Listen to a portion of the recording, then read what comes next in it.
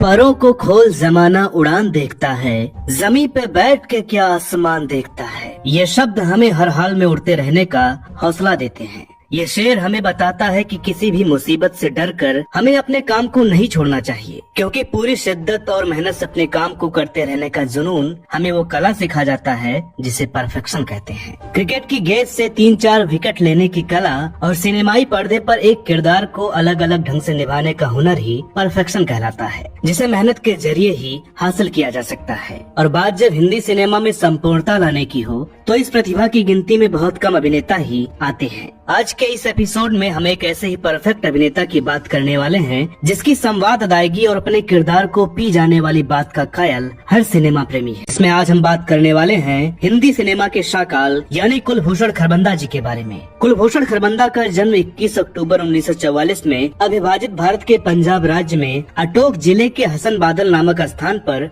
हुआ था। 1947 में जब भारत का विभाजन हुआ तो यह जगह पाकिस्तान के हिस्से में आ गई, लेकिन कुलभूषण खरबंदा के परिवार ने भारत को अपना देश माना और भारत आ गए। भारत आने के बाद कुलभूषण खरबंदा की पढ़ाई जोधपुर, देहरादून, अलीगढ़ और दिल्ली जैसे स्थानों पर हुई। कुलभूषण जी को बचपन से ही कहानियाँ पढ़ने और सुनने का बहुत शौक था और ये कहानियाँ भी अपने एक अलग अंदाज में पढ़ा करते थे। दरअसल कुलभूषण जी किसी भी कहानी में अपने पसंदीदा किरदार के संवादों को जोर जोर से अदायगी के साथ बोला करते थे और यहीं से इनके मन में अदाकारी का खुमार चढ़ने लगा। अपनी शुरुआती पढ़ाई पूरी करने के बाद इन्होंने आगे की पढ़ाई दिल्ली यूनिवर्सिटी की किरोड़ीमल कॉलेज से पूरी की, जहाँ इनके सहपाठियों में अमिताभ बच्चन भी शामिल थे। कॉलेज के दिनों में इनका रुझान थिएटर की तरफ बढ़ने लगा और इन्होंने अपने दोस्तों के साथ मिलकर एक थिएटर ग्रुप बनाया। अब कुलभूषण जी के मन में एक्टिंग के लिए प्यार अपने पैर पसार चुका था और इसी का नतीजा था कि इन्होंने कॉलेज के बाद एक और थिएटर ग्रुप ज्वाइन किया जिसका नाम था यांत्रिक। इस ग्रुप में कुलभूषण खरबंदा ने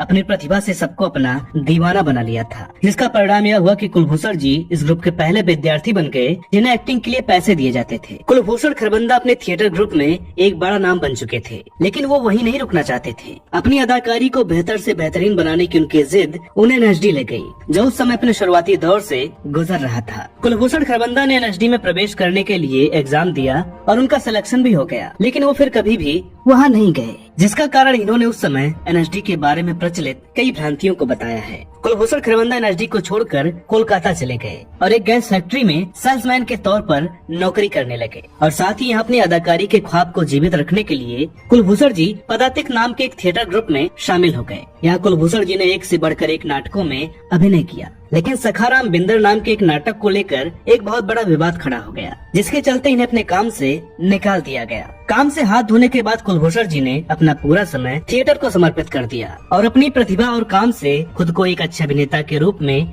ढाल लिया था। कुलभूषण जी अपनी अदायगी से कोलकाता थिएटर ग्रुप का जाना माना नाम बन गए थे और दूसरी तरफ सिनेमा की दुनिया में एक नया सितारा निर्माता के रूप में अपने कदम बढ़ा चुका था, जिनकी पहली फिल्म अंकुर ने सबको उनका मुरीद बना दिया था। एक दिन कुलभूषण जी के किसी मित्र ने श्याम बेनेगल को इनका नाम बताया और कहा कि ये अभिनेता आपकी फिल्मों में काम कर सकता है। श्याम बेनेगल ने कुलभूषण जी को फोन किया और अपनी फिल्म निशांत में काम करने का ऑफर दिया, लेकिन कुलभूषण जी अपनी थिएटर की दुनिया को छोड़कर फिल्मों में काम नहीं करना चाहते थे। कुलभूषण खरबंदा ने श्याम बेनेगल को अपनी परेशानी बताते हुए कहा कि मैं कोलकाता से मुंबई ऑडिशन देने आऊंगा, लेकिन आप मुझे काम नहीं दोगे और मेरे पैसे भी खर्च हो जाएंगे। यह कहते हुए कुलभूषण जी ने श्याम बेनेगल को मना कर दिया, लेकिन श्याम बेनेगल को कुलभूषण जी की प्रतिभा पर भरोसा हो गया था, जिसके चलते उन्होंने कुलभूषण जी का टिकट और रहने का इंतजाम करवाया और उन्हें मुंबई बुला लिया। निशांत फिल्म में कुलभूषण खरबंदा का रोल कुछ ही दिनों का था, जिसके चलते इन्होंने एयरपोर्ट तक जाने के लिए अपना स्कूटर लिया और एयरपोर्ट से टिकट लेकर मुंबई चले गए,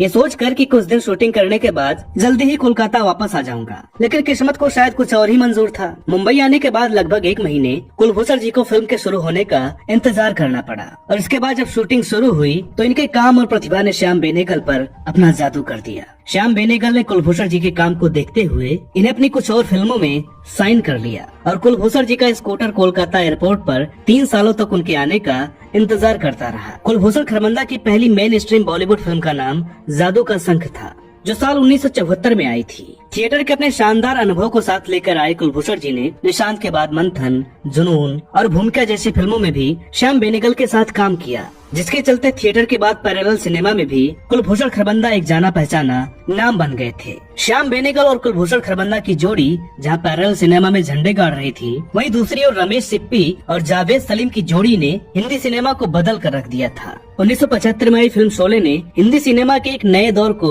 जन्म दिया था, जिसके बाद रमेश सिप्पी वैसी ही एक और फिल्म बनाना चाहते थे। 1980 में आने वाली फिल्म शान में रमेश सिप्पी शोले के गब्बर की तरह ही एक नए विलेन को पर्दे पर लाना चाहते थे। एक ऐसा विलेन जो अपने हाथों से मार धाड़ करने के बजाय टेक्नोलॉजी का इस्तेमाल करते हुए अपने दुश्मनों को खत्म करता हो। फिल्म के इस किरदार की तलाश शुरू हुई और संजीव कुमार से होते हुए कुलभूषण खरबंदा पर जाकर खत्म हो गई और खरबंदा जी बन गए हिंदी सिनेमा के पहले हाईटेक विलेन। कुलभूषण खरबंदा को शान फिल्म मिलने का किस्सा कुछ यूँ है। जिस समय शान के शाकाल की खोज चल रही थी, उस दौरान एक दिन सलीम खान कुलभूषण खरबंदा को जानने वाले कुछ लोगों के साथ खाना खा रहे थे और खाना खाते खाते सलीम खान ने शान के विलन के बारे में बताते हुए कहा कि 2 सालों से इस किरदार के लिए अभिनेता की तलाश कर रहे हैं, लेकिन कोई मिल नहीं रहा है। एक अभिनेता को मैंने मंथन फिल्म में देखा था जो इस किरदार के लिए सही लग रहा है, लेकिन उस अभिनेता का भी कहीं अता पता नहीं है। इस पर खरबंदा जी के दोस्तों ने पूछा कि कहीं आप मंथन फिल्म के सरपंच की बात तो नहीं कर रहे। इसके जवाब में सलीम खान ने हाँ कहा और इतना कहते ही वहाँ बैठी एक महिला ने कहा, उनसे तो मैं आपकी आज ही बात करवा सकती हूँ। इतना कहकर वो महिला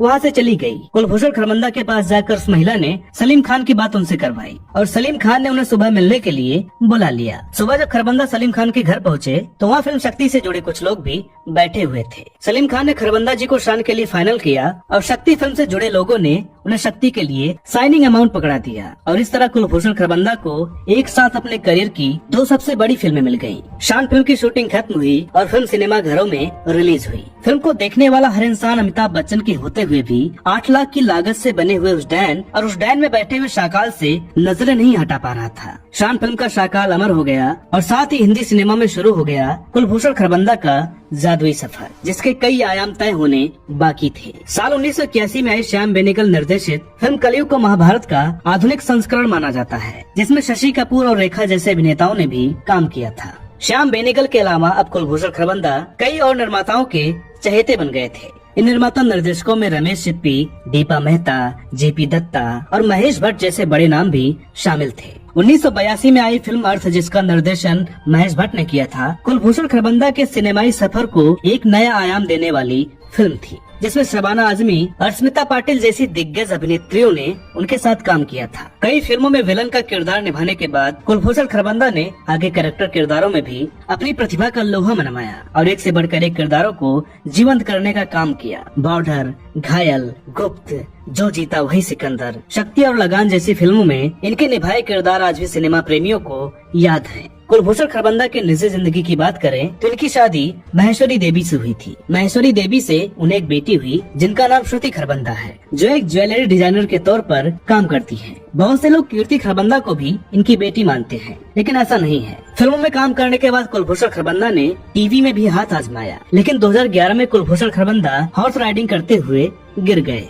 जिसके चलते इन्हें बहुत सी चोटें आई और डॉक्टर ने इन्हें बेड रेस्ट करने की सलाह दी। उस समय बाद प्ले राइटर और डायरेक्टर विनय शर्मा इनके पास आए और उन्होंने कुलभूषण खरबंदा को अपने नाटक आत्मकथा में काम करने को कहा, लेकिन कुलभूषण जी ने अपनी हालत को देखते हुए उन्हें मना कर दिया। मगर विनय शर्मा को अपने नाटक के लिए कुलभूषण खरबंदा ही चाहिए थे और इसलिए उन्होंने खरबंदा जी के ठीक होने और हाँ कहने का इंतजार किया। खरबंदा जी ने आत्मकथा नाटक में काम किया और यही नाटक कुलभूषण खरबंदा के सिनेमा जगत में फिर से वापसी करने का कारण बना, जहाँ इन्होंने मणिकर्णिका और नो फादर इन कश्मीर के साथ साथ मिर्जापुर वेब सीरीज में अपनी अदाकारी का जौहर दिखाया। मिर्जापुर वेब सीरीज में कुलभूषण खरबंदा के द्वारा निभाए गए इनके किरदार सत्यानंद त्रिपाठी और बाबूजी ने नई जनरेशन को भी उनका मुरीद बना दिया है। कुलभूषण खरबंदा अब तक थिएटर, पैरेलल सभी पर अपना जादू बिखेर चुके हैं, लेकिन पैरेलल सिनेमा में इनके जादू का रंग थोड़ा गाढ़ा है, जिसके पीछे का कारण वे किरदार हैं जो कुलभूषण खरबंदा ने वहाँ निभाए हैं। हिंदी सिनेमा में अभिनेता अपने बढ़ते करियर के साथ साथ सिमटता चला गया।